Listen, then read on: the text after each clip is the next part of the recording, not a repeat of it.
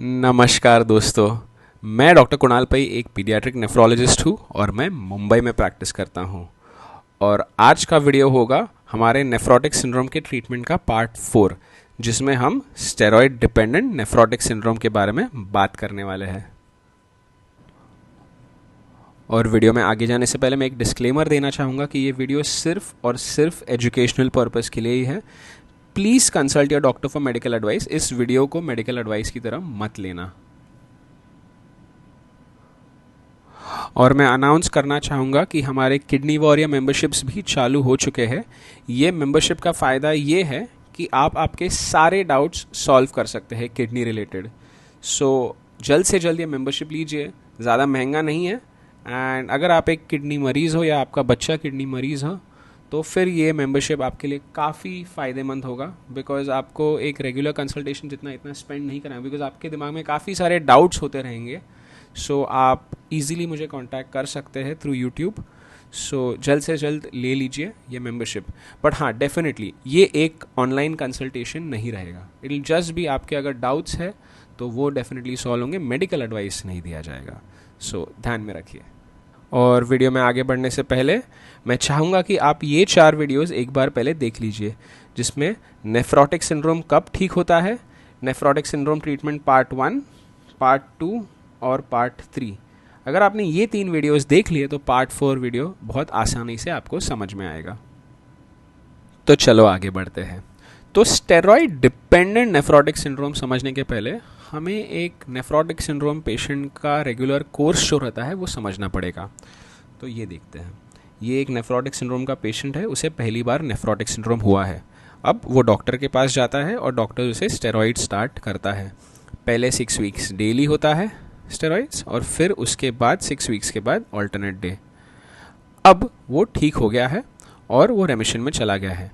अब वो steroid stop करता है, उसके बाद उसे एक रिलैप्स होता है। कभी भी हो सकता है, 1 महीने बाद, 1 साल बाद, व्हेनेवर व्हाटएवर। वो इन्फेक्शन के वजह से हो सकता है, एलर्जी के वजह से हो सकता है, कोई भी कारण हो सकता है। ठीक है, ये एक नेफ्रोटिक सिंड्रोम के रेगुलर पेशेंट की लाइफ स्टोरी है। ठीक है, और ये बार बार हो सकता है। जब भी उसे कोई ट्रिगर होता है तो उसे रिलैप्स हो सकता है। और रिलैप्स का डेफिनेशन है कि यूरिन प्रोटीन 3+ 3 कॉन्जिक्यूटिव डेज के लिए, एल्ब्यूमिन ब्लड का कम है यानी 3.5 के नीचे, और कोलेस्ट्रॉल हाई है यानी 200 के ऊपर। तो फिर स्टेरॉयड डिपेंडेंट नेफ्रोटिक सिंड्रोम में ऐसा क्या खास है कि उसके लिए एक अलग ही नाम दिया है? बहुत ही सिंपल है, अब ध्यान से सुनिए।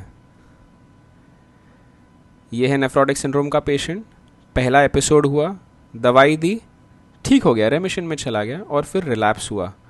बट मेन डिफरेंस है कि वो रिलैप्स तब हो जब बच्चा ऑल्टरनेट डे स्टेरॉइड्स पे हो, या फिर उसने स्टेरॉइड स्टॉप किए और 14 दिन के अंदर वो रिलैप्स हो। सिंपल है।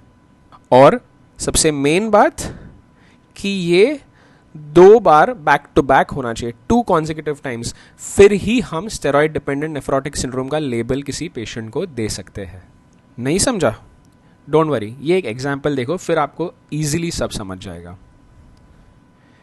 ये हमारा एक पेशेंट है जिसे नेफ्रोटिक सिंड्रोम हुआ। अभी 1 जनवरी को सपोज जैसे नेफ्रोटिक सिंड्रोम हुआ, फर्स्ट एपिसोड।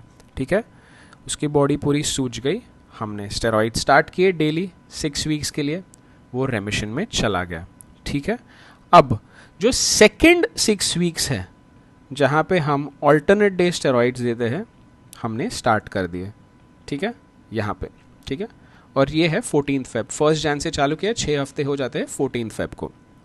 अब जब हमने ऑल्टरनेट डे स्टेरॉइड स्टार्ट किए, तब अगर उसके यूरिन में प्रोटीन आना लग जाता है 3+ for 3 days back to back, फिर हम उसे स्टेरॉइड डिपेंडेंट नेफ्रोटिक सिंड्रोम कहते हैं।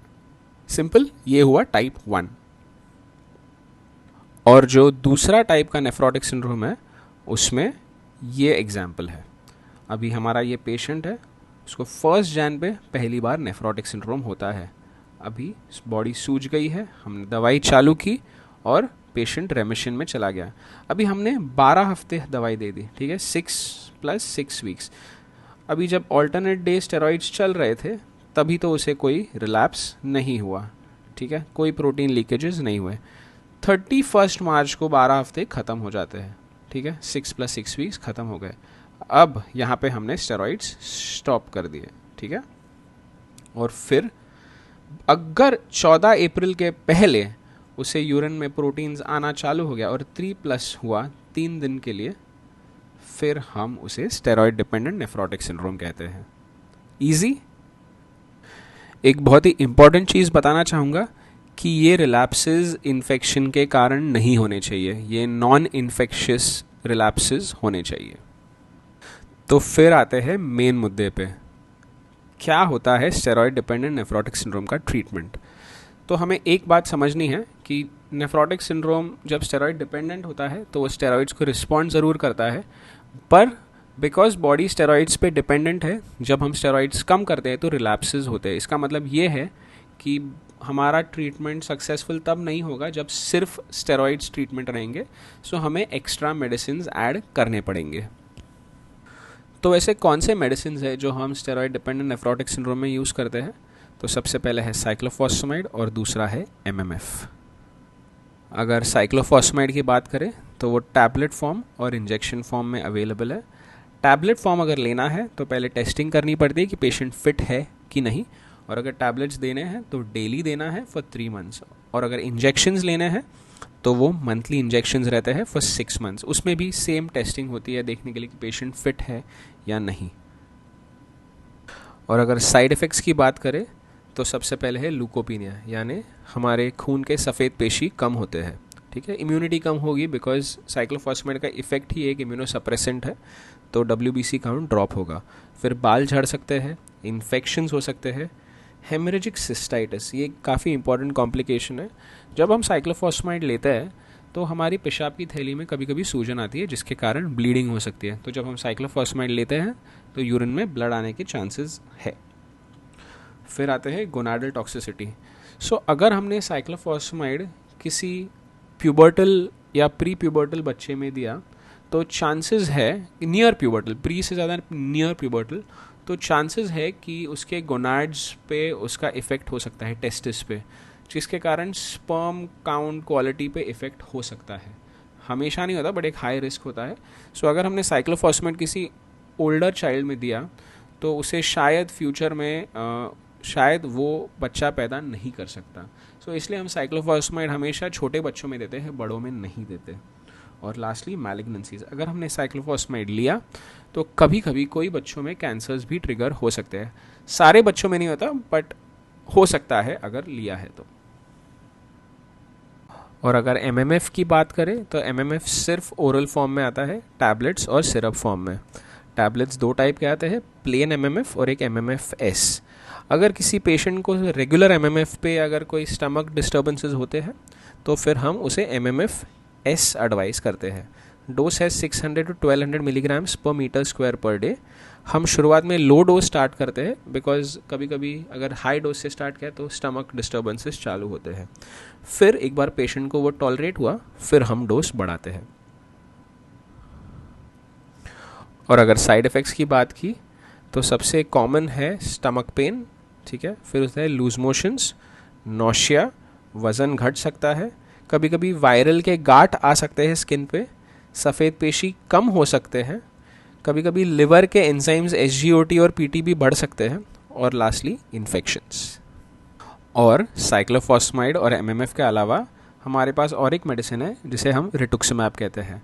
ये एक बायोलॉजिकल मेडिसिन है, यानी ये एंटीबॉडीज़ है, ठीक है। काफ़ी एक्सपेंसिव मेडिसिन है, इसलिए हर पेशेंट में देते नहीं है, लास्ट ऑप्शन देते हैं जिन्हें स्टेरॉइड डिपेंडेंट नेफ्रोटिक सिंड्रोम होता है, ठीक है। उसका डोज है 375 mg पर मीटर स्क्वायर, और इसे 2 डोज में देना रहता है 1 हफ्ते के गैप में, ठीक है। पर अगर ज़रूरत पड़े तो बाद में और एक डोज रिपीट कर सकते हैं।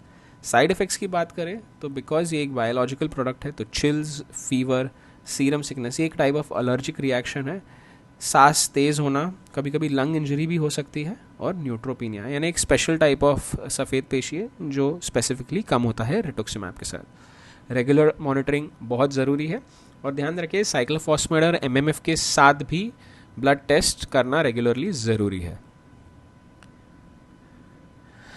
तो अब हम वीडियो के एंड में आते हैं। अगर आपको वीडियो पसंद आए तो वीडियो को लाइक कीजिए, और अगर आपको लगता है कि किसी के बच्चे को स्टेरॉइड डिपेंडेंट नेफ्रोटिक सिंड्रोम है तो आप ये वीडियो उससे शेयर कर सकते हो और बेल आइकन पे क्लिक भी कर सकते हो। सो अगर मेरे कोई न्यू वीडियोस आते हैं तो आपको उसके बारे में पता चलेगा।